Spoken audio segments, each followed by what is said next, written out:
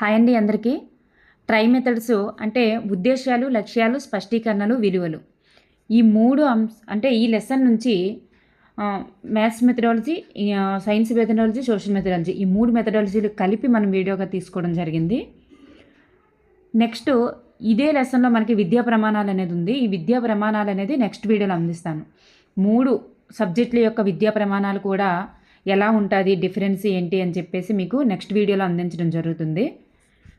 ఇక్కడ మనం చూస్తే ఫస్ట్ బిట్ చూస్తే మీకు డైరెక్ట్గా ఆన్సర్స్ అనేది ఇవ్వడం జరిగింది. ఇక్కడ ఆప్షనల్ కాకుండా మీకు ఎలా అయితే బాగుంది అని చెప్పేసి కామెంట్ చేయండి. ఆప్షన్స్ ఇవ్వాలా లేదా డైరెక్ట్ ఆన్సరా అని చెప్పేసి. ఫస్ట్ బిట్ మనం చూస్తే లక్ష్యాలను గురించినటువంటి విజ్ఞానం లేకపోతే ఉపాధ్యాయుడు తన దిశ ఏమిటో మార్గం ఏమిటో తెలియక ఎన్నటికీ గమ్యాన్ని చేరుకోలేడు అని చెప్పిన వారు ఎవరు? తన దిశ ఏమిటో మార్గం ఏమిటో తెలియక ఎన్నటికీ గమ్యాన్ని చేరుకోలేడు అని చెప్పినవారు బీడీ భాటియా. నెక్స్ట్ వన్ చూద్దాం. లక్ష్యాన్ని కలిగి ఉండడం అంటే అర్థవంతంగా పనిచేయడమే అని అన్నది ఎవరు? లక్ష్యాన్ని కలిగి ఉండటం అంటే అర్థవంతంగా పనిచేయడమే అని అన్నది జాన్ డ్యూయి. జీవితంలో లక్ష్యాన్ని కలిగి ఉండు, ఒక లక్ష్యాన్ని నిర్ణయించుకున్నాక దాన్ని చేరుకోవడానికి నీ శక్తినంతా ఉపయోగించు అని అన్నది ఎవరు? చూడండి, ఇందులో కీ పాయింట్స్ అనేది గుర్తుపెట్టుకోండి. నీ శక్తినంతా ఉపయోగించు అని అన్నది కార్లైల్. Next one. గమ్యాలు విశాలమైనవి, ఇవి దీర్ఘకాలికంగా ఉండి ఒక అంతిమ ప్రయోజనం కోసం ఉద్దేశించబడినవి. ఉద్దేశ్యాలు నియమితమైన పరిధి గలవి, గమ్యాల కంటే నిర్దిష్టంగా ఉంటాయి. లక్ష్యాలు ఉద్దేశాల కంటే మరీ నిర్దిష్టంగా ఉంటాయి అని నిర్వచించిన వారు ఎవరు? చూడండి, గమ్యాలు, ఉద్దేశాలు ఇవన్నీ కూడా మనకు కవర్ చేస్తూ ఒక నిర్వచనం వచ్చిందంటే అది జేకే సూద్. Next one. నేటి విద్య ద్వారా సాధించవలసిన గమ్యాలలో ఒకటి సమగ్ర మూర్తిమత్వం సాధించడం. ఈ గమ్యాన్ని విద్య యొక్క ఉద్దేశ్యంగా భావించవచ్చు. చూడండి, నేటి విద్య ద్వారా సాధించాల్సిన గమ్యాలలో ఒకటి సమగ్ర మూర్తిమత్వం సాధించడం అంట. ఈ నిర్వచనాన్ని అందించిన వారు ఎవరు అంటే రెడిన్. Next one. సముద్రంలో ప్రయాణం చేసేటప్పుడు నావికుడు గమ్యం చేరినా చేరకపోయినా నక్షత్రం అనేది అవసరం. అలాగే ఆశయాలు చిరకాలం సాధించబడకపోయినా ఆ శాస్త్ర అధ్యయనానికి ఆశయాలనేవి అవసరం. చూసారా, నక్షత్రం ఉంటేనే ఆ ధ్రువ నక్షత్రం చూసారా మనకు దారి చూపిస్తుంది. అట్లా ఆ నక్షత్రం ఉంటే నావికుడు ఎలాగైతే దారి కనిపిస్తుందో, గమ్యం చేరినా చేరకపోయినా దారి అనేది కనిపిస్తుందో, ఆశయం అనేది ఉంటే మనం అనుకున్నది చేరినా చేరకపోయినా సరే ఆశయం అనేది అవసరం అని చెప్పేసి అంటారనమాట. అది తెలియజేసిన వారు ఈబి వెస్లీ. Next one. లక్ష్యాల నియమాలు లక్షణాలను సూచించిన వారు ఎవరు? లక్ష్యాలకు నియమాలు లక్షణాలను సూచించిన వారు ఫ్రాస్ట్. గణితంలో చతుర్విధ ప్రక్రియలైన కూడిక, తీసివేత, గుణకారం, భాగాహారం అనేవి ఈ క్రింది ఏ విలువను కలిగి ఉంటాయి? ఔపయోగిక విలువ లేదా ప్రయోజన విలువ. ఔపయోగిక విలువ లేదా ప్రయోజన విలువను కలిగి ఉంటాయి.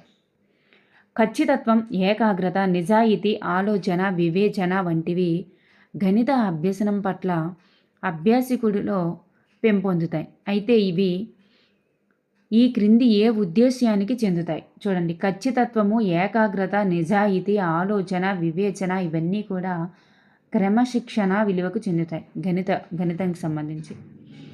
గమ్యాలు 2 రకాలు అని వర్గీకరించిన వారు ఎవరు? గమ్యాలను 2 రకాలుగా వర్గీకరించిన వారు ఎవరు? George Polya.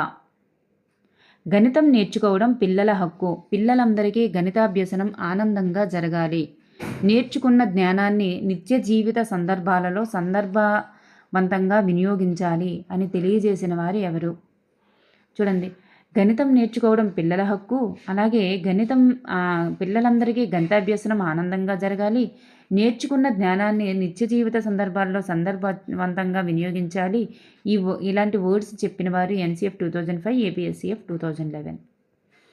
Next one. ఎందుకు వెళ్తున్నామో ఎక్కడికి వెళ్తున్నామో తెలియకుండా చేసే ప్రయాణం ఎన్ని రోడ్లు తిప్పినా గమ్యాన్ని చేరుకోలేదో అదేవిధంగా ఉద్దేశాలు లేని బోధన లక్ష్యాలను నెరవేర్చలేదు అని నిర్వచించిన వారు ఎవరు? చెస్టర్ ఎం ఆల్టర్. సాంఘిక అధ్యయనంలో ఉత్తమ లక్ష్యాలను నిర్దేశించుకోవలసి ఉంటుందని రిపబ్లిక్ అనే గ్రంథంలో నొక్కి చెప్పిన వారు ఎవరు? సాంఘిక అధ్యయనంలో ఉత్తమ లక్ష్యాలను నిర్దేశించుకోవాల్సి ఉంటుంది అని రిపబ్లిక్ అనే గ్రంథంలో నొక్కి చెప్పిన వారు ఎవరు? ప్లేటో. సాంఘిక శాస్త్ర పాఠ్యపుస్తకాల తయారీకి అన్ని సంవత్సరాల విద్యా ప్రణాళిక అన్ని సంవత్సరాల కాదు, అన్ని తరగతుల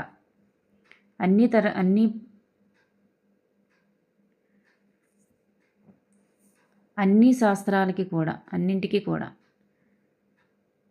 విద్యా ప్రణాళిక తయారీకి 10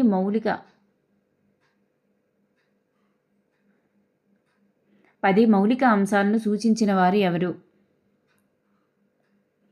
విద్యా ప్రణాళిక తయారీకి 10 మౌలిక అంశాలను సూచించిన వారు ఎవరు? అన్ని తరగతుల వారికి, అన్ని శాస్త్రాలకి కూడా. సాంఘిక శాస్త్ర పాఠ్యపుస్తకాల తయారీ కోసం విద్యా ప్రణాళిక తయారీకి 10 మౌలిక అంశాలను సూచించిన వారు ఎవరు అంటే జాతీయ విద్యా విధానం 1986, ఎన్పిఈ 1986 అన్నమాట. టాక్సానమీ ఆఫ్ ఎడ్యుకేషనల్ ఆబ్జెక్టివ్స్ అనే గ్రంథ రచయిత ఎవరు? విద్యా లక్ష్యాలను గురించినటువంటి పుస్తకం అన్నమాట ఇది. బెంజమిన్ బ్లూమ్స్ తయారు చేశారు. బెంజమిన్ బ్లూమ్స్కి సంబంధించినటువంటి గ్రంథం అన్నమాట. అభ్యసనకు సాక్ష్యాలు, ప్రవర్తనా మార్పులను బెంజమిన్ బ్లూమ్స్ పరస్పర ప్రభావం ఉన్నటువంటి 3 భాగాలుగా విభజించారు. అవి ఏంటి అంటే, ఆలోచనలు అనేవి జ్ఞాన రంగానికి చెందుతాయి. అది మెదడు తల అనేది దాని యొక్క మెదడు తలకు సంబంధించినటువంటి విభాగం. అనుభూతులు అనేవి భావావేశ రంగానికి చెందుతాయి. అవి హృదయానికి సంబంధించినటువంటి అంశాలు.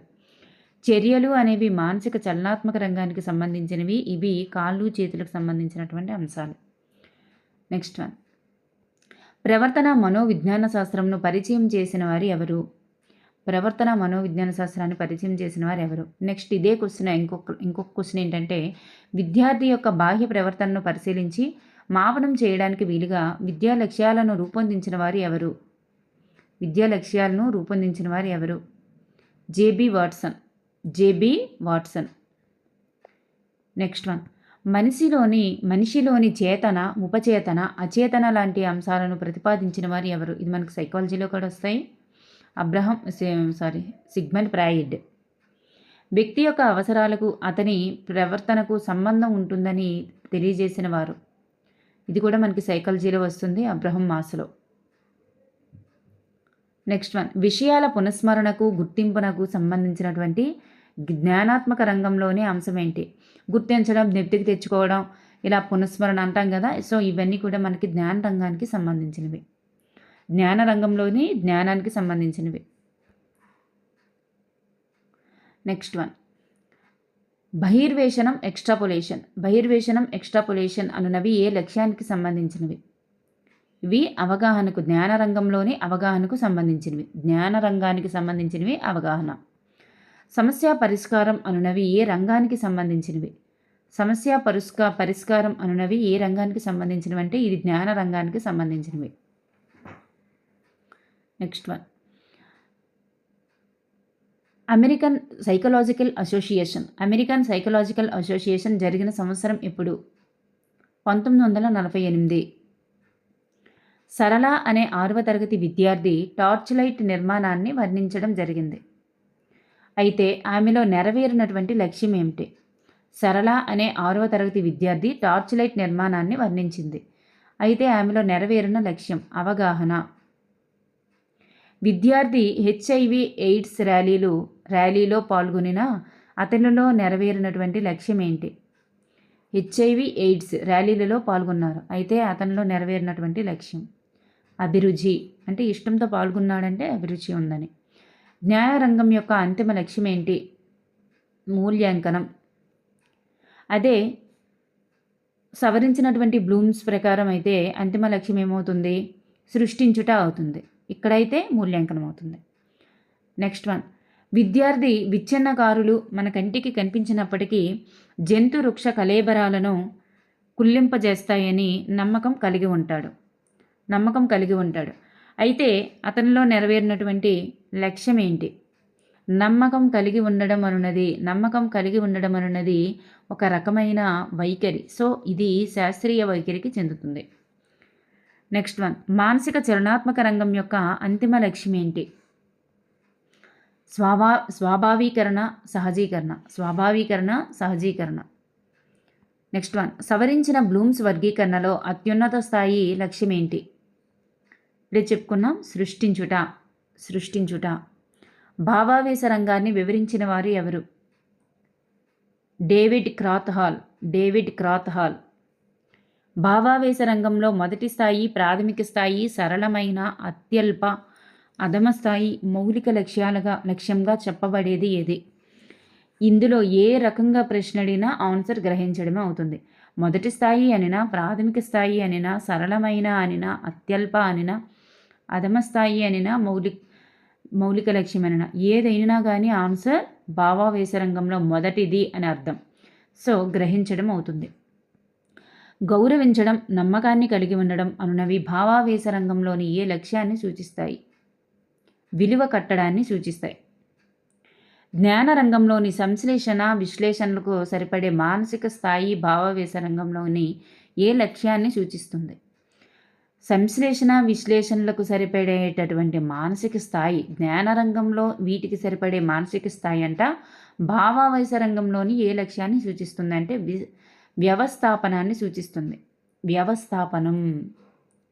సూచనలు లేకుండా ఒక కృత్యాన్ని చేయగలగడం అనేది మానసిక చలనాత్మక రంగంలోని ఏ లక్ష్యాన్ని సూచిస్తుంది? అనుకరణని సూచిస్తుంది. కృత్యాలు సకాలంలో చేయడం, ఒక క్రమ పద్ధతిలో ఖచ్చితంగా చేయడం అనునవి మానసిక చలనాత్మక రంగంలోని ఏ లక్ష్యాన్ని సూచిస్తాయి? సమన్వయం, ఉచ్చారణను సూచిస్తాయి.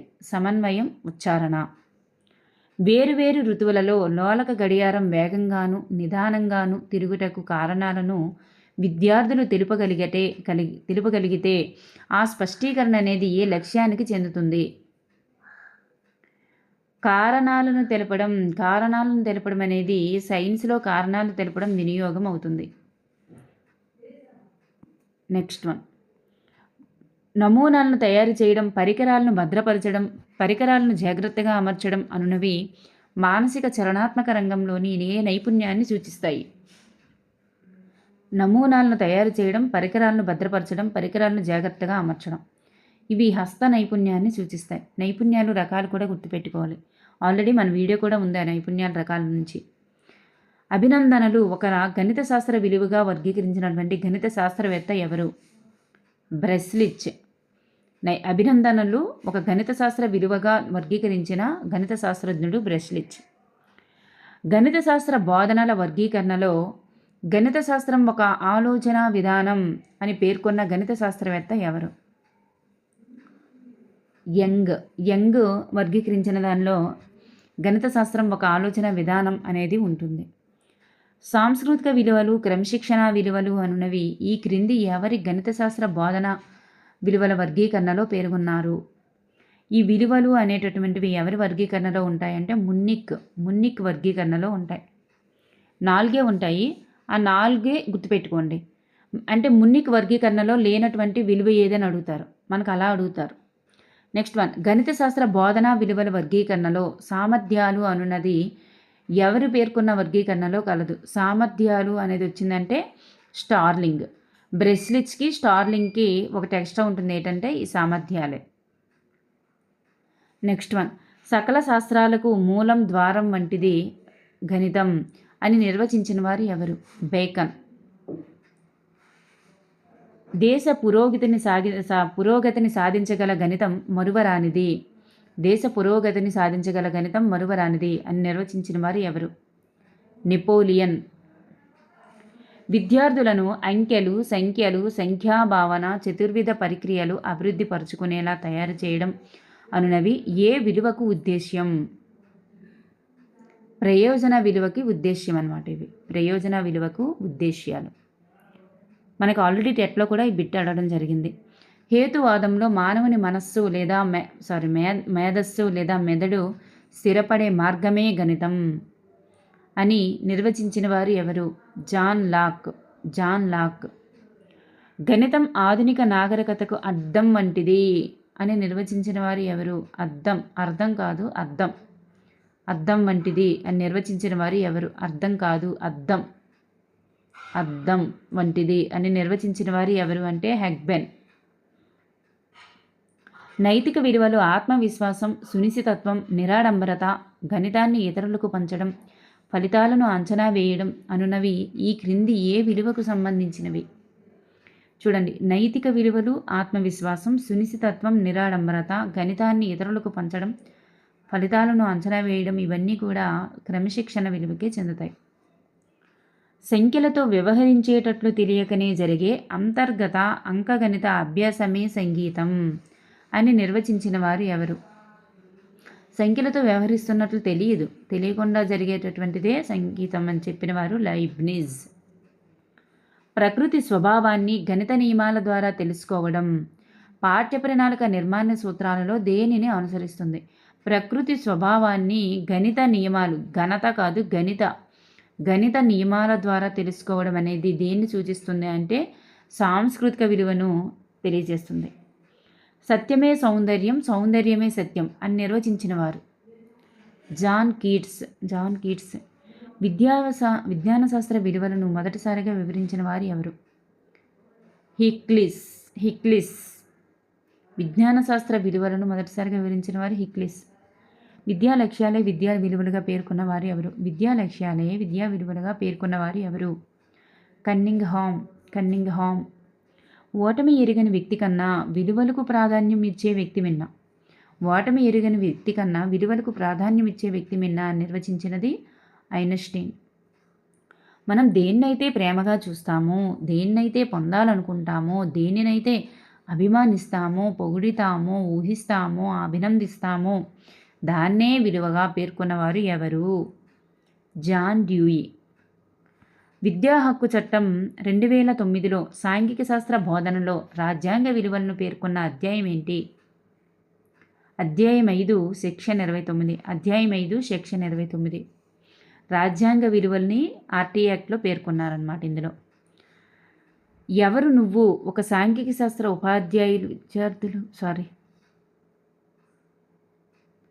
ఇక్కడ ఎవరు నువ్వు అనేది వచ్చేసింది, ఎక్స్ట్రాగా వదిలేండి.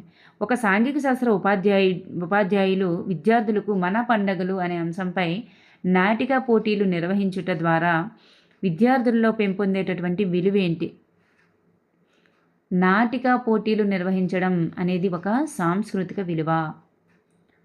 ఒక సాంఘిక శాస్త్ర ఉపాధ్యాయుడు మాక్ పార్లమెంట్ నిర్వహించడం. మాక్ పార్లమెంట్ అంటే పార్లమెంట్ లాంటిగా మాక్ పార్లమెంట్ నిర్వహించడం వలన విద్యార్థుల్లో పొందే విలువ, రాజకీయ విలువలు పెంపొందుతాయి. చట్టాలను గౌరవించడం, పన్నులను సకాలంలో కట్టడం మొదలైన భావనలు కలిగినటువంటి విద్యార్థులలో ఈ క్రింది విలువ పెంపొందుతుంది. గౌరవించడం అన్నారంటే అది నైతిక విలువ. చిత్రపటాలు, రేఖాచిత్రాలు, దత్తాంశాలు వ్యాఖ్యానించడం. చూడండి, చిత్రాలు లేదా రేఖాచిత్రాలు, దత్తాంశాలు వ్యాఖ్యానించడం అనున్నది ఈ క్రింది ఏ లక్ష్యాన్ని సూచిస్తుంది?